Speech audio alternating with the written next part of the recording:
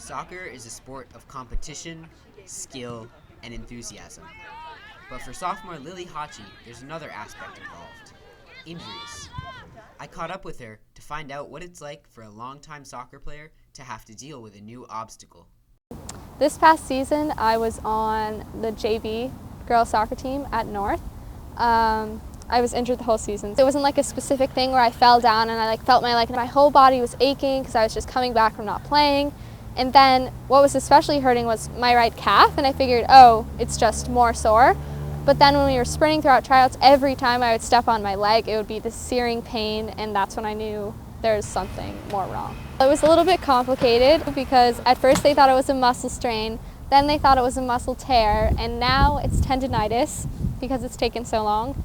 I talked with Lily's coach to get his perspective on soccer injuries.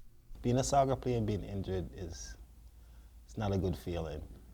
One, you hurt. Two, you may be sitting on the bench watching the game and you know you want to go in and play, but you're not able to do that. So it's a very frustrating thing to be injured and being a soccer player. But with less time focused on soccer, Lily has more time to do the other things she loves. I definitely play a lot more of the piano just because I have more time.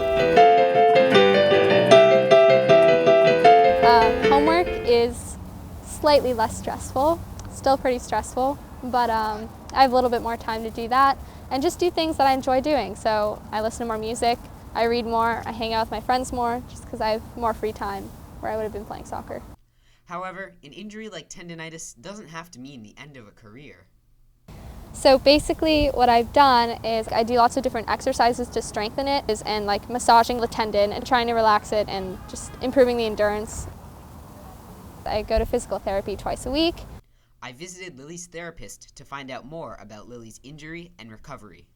Well, when she first came in, we thought it was just like a muscle tear, small muscle tear.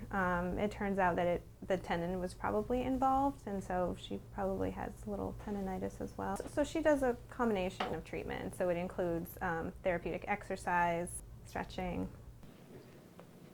So here I push out, this is the stretch, and then I bring it back in. I feel something crack right here. We do a lot of manual therapy here. We really like to get our hands on people and work on manual therapy to get them better. I get heat on my leg, which heats it up and relaxes my muscles. They do what's called an ultrasound. Ultrasound is a form of deep heat. It helps to bring blood flow to the area and promote healing.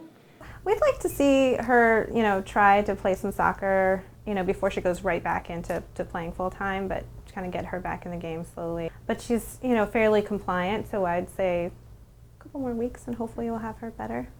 Despite the setback, the future looks bright for this young star.